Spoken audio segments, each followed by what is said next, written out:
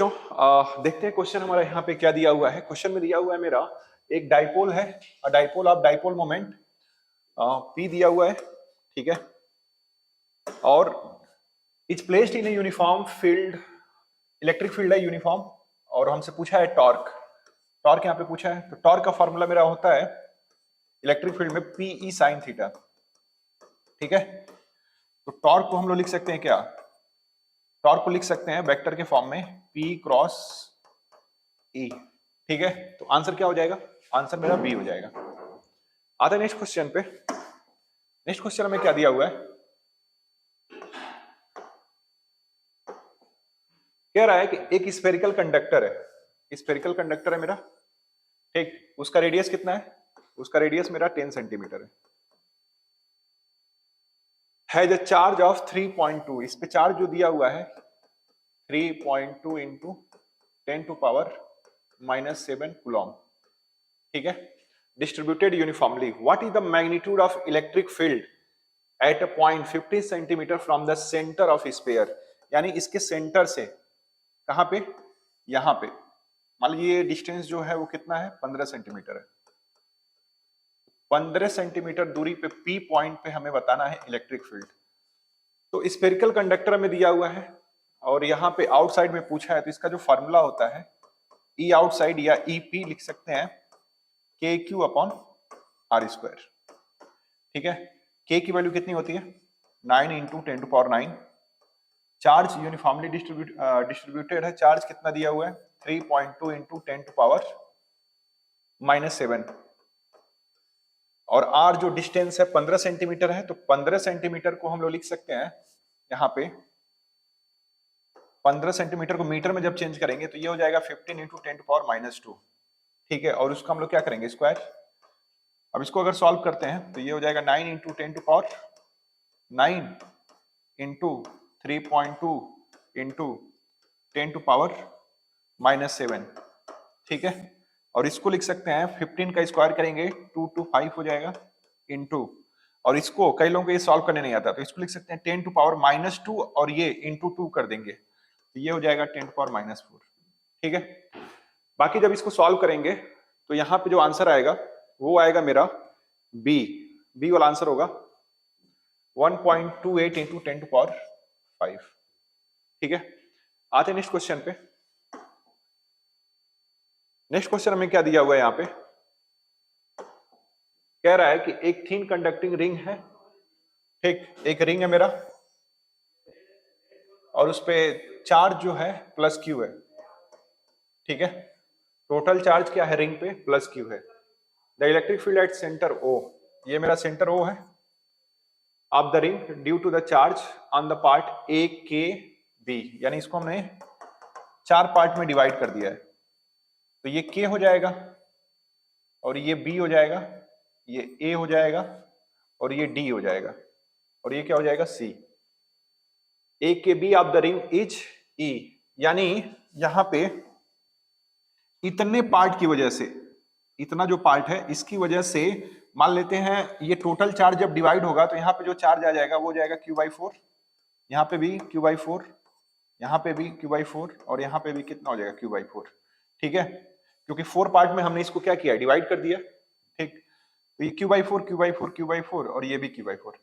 अब इतने वाले पार्ट की वजह से जो इलेक्ट्रिक फील्ड आ रहा है सेंटर पे, अब ये मान लेते हैं प्लस चार्ज है, तो प्लस चार्ज की वजह से इलेक्ट्रिक फील्ड का डायरेक्शन किधर होगा, इतने पार्ट की वजह से इधर आएगा, कितना आएगा, E आएगा, दिया हुआ है। हमसे पूछा है the electric field at the centre due to A C D B,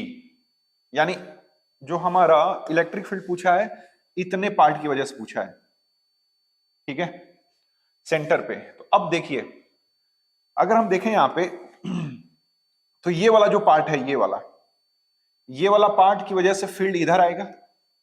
electric field, ये भी देखिए ये Q/4 है, ये भी Q/4 है, और इस वाले पार्ट की वजह से, इस वाले पार्ट की वजह से जो फील्ड आएगा इधर आएगा, ठीक है, और दोनों का मैग्नीट्यूड सेम है, तो यहां पे ये वाला फील्ड और ये वाला फील्ड कैंसिल हो जाएगा, सिर्फ बचेगा कौन सा पार्ट, यहां पे इस पूरे में से ये पार्ट और ये पार्ट चला गया, बचा सिर्फ ये वाला पार्ट। और हमें पता है जितना फील्ड इसके द्वारा इधर आ रहा है उतना ही पार्ट इसके द्वारा इधर आएगा, ठीक है, इस वाले पॉइंट पे किधर फील्ड का डायरेक्शन आएगा, किसकी वजह से, सी और डी की वजह से, क्योंकि ये वाला पार्ट और ये वाला पार्ट तो कैंसिल हो गया, बचा ये वाला, तो इसकी वजह से इधर आ रहा है ई, तो इस वाले पार्ट की वजह से भी इधर कितना आएगा, ई आएगा, ठीक है। तो हम बोल सकते हैं इस पूरे पूरे पार्ट की वजह से ए सी डी बी की वजह से जो नेट फील्ड आएगा वो किधर आएगा, वो आएगा ई, और किस डायरेक्शन में आएगा, टुवर्ड्स ए के बी, या ओ और के एलॉन्ग में आएगा। तो हम बोल सकते हैं आंसर होगा ई और डायरेक्शन होगा किधर, ओ से के की तरफ। तो ऑप्शन क्या हो जाएगा, डी, ई एलॉन्ग ओ के, यानी डायरेक्शन हो जाएगा इस पूरे part A C D B की वजह से, इस पूरे पार्ट की वजह से जो नेट फील्ड आएगा वो किधर आएगा, इस डायरेक्शन में आएगा, क्योंकि ये वाला पार्ट और ये वाला पार्ट कैंसिल हो गए और इस वाले पार्ट की वजह से सिर्फ बचेगा, तो ये वाला पार्ट किधर दे रहा है, इधर दे रहा है, तो टोटल की वजह से कितना आएगा, ई आएगा, इसके अगेंस्ट में, इस वाले पार्ट के अगेंस्ट में इधर, तो आंसर क्या हो जाएगा, डी हो जाएगा, ठीक है। आते हैं नेक्स्ट क्वेश्चन पे। नेक्स्ट क्वेश्चन हमें दिया हुआ है 25, कह रहा है electric field at centre O पे हमें क्या बताना है, इलेक्ट्रिक फील्ड बताना है, आप semi circle of radius a having linear charge density lambda, lambda दिया हुआ है, तो यहां पे electric field due to arc का हमें फार्मूला लगाना है, ठीक है, electric field due to arc, इसका फार्मूला होता है 2k lambda sine theta by 2, और ये क्या हो जाता है, रेडियस, ठीक है। अब ये वाला फार्मूला हमें लगाना है, ठीक है,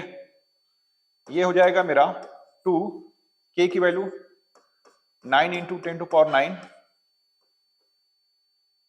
या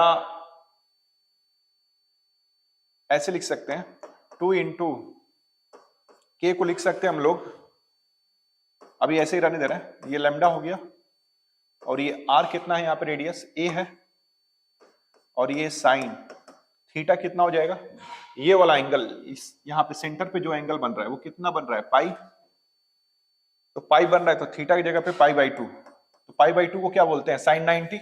साइन 90 की वैल्यू कितनी हो जाएगी, 1 हो जाएगी, तो अगर 1 हो जाएगी तो इसको हम लिख सकते हैं 2k लैम्डा बाई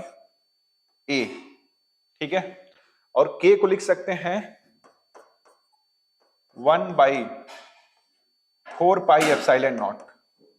ठीक है, और नीचे a आ गया, और ये यहां पे क्या हो जाएगा, लैम्डा, तो ये 2 से 2 चला जाएगा, तो क्या आएगा, lambda upon 2 pi epsilon not a, ठीक है, तो lambda upon 2 pi epsilon not a, तो आंसर क्या हो जाएगा, सी वाला हो जाएगा, ठीक। आते हैं नेक्स्ट क्वेश्चन पे। नेक्स्ट क्वेश्चन हमें क्या दिया हुआ है, कह रहा है close integral E dot DS, surface integral है क्योंकि यहाँ पे एरिया है, और ये क्लोज इंटीग्रल है, तो close integral of E vector dot DS vector 0 दिया हुआ है ओवर अ सरफेस, ठीक है, तो हम इसको लिख सकते हैं ऐसे, ये हो जाएगा मेरा E vector dot DS vector is equal to Q upon epsilon naught, और इस पूरे की वैल्यू हमें क्या दी हुई है, 0 दी हुई है, इसका मतलब Q by epsilon naught is equal to 0, यानी 0, यानी क्यू की वैल्यू क्या आ गई, 0 आ गई, इसका मतलब उस जो सरफेस के अंदर कोई भी चार्ज नहीं है, तो जितना फील्ड आ रहा होगा उतना फील्ड निकल भी रहा होगा उस सरफेस से, तो हम बोल सकते हैं the number of flux line entering the surface must be equal to the number of flux line leaving it, तो आंसर क्या हो जाएगा, सी वाला हो जाएगा, ठीक है। आते हैं नेक्स्ट क्वेश्चन पे। नेक्स्ट क्वेश्चन हमें क्या बोल रहा है, what is the flux through a cube of side A, मेरे पास एक क्यूब है, ठीक है, और इस क्यूब का साइड कितना है, ए है, if a point charge of Q is at one corner, यानी कि यहां पे बोल रहा है इस कॉर्नर पे एक चार्ज क्यू रख देते हैं, ठीक है, तो फ्लक्स कितना होगा, देखिए सबसे पहले हम इस चार्ज जो क्यू रखा ना, इसको सॉल्व करने का तरीका क्या होता है कि ये जो चार्ज यहाँ पे रखा हुआ है ना, तो हमें कितने क्यूब रखें कि ये वाला जो चार्ज हो जाए वो कहाँ पे आ जाए, सेंटर पे आ जाए। तो मान लीजिए कोई चार्ज है इस कोने पे है और ये क्यूब है, तो एक तो इधर क्यूब हो जाएगा और दो इसके ऊपर, और फिर दो नीचे और दो ऊपर, टोटल कितने हो जाएंगे, 8 हो जाएंगे। ठीक है, तो 8 क्यूब चाहिए, तो ये कहाँ पे आ जाएगा, सेंटर पे आ जाएगा। ठीक है, तो आंसर क्या हो जाएगा इसका, तो इसको हम लोग लिख सकते हैं कितना, Q अपॉन 8 एप्सिलॉन नॉट। ठीक है, आते हैं नेक्स्ट क्वेश्चन पे। A charge Q enclosed by a Gaussian spherical surface of radius r. If the radius is double, then the outward electric flux. Radius double करने से कुछ नहीं होने वाला, ठीक है, उतना ही फ्लक्स लाइन पास होगा, तो यहाँ पे क्या होगा, रिमेन्स द सेम। ठीक है, तो आंसर क्या हो जाएगा,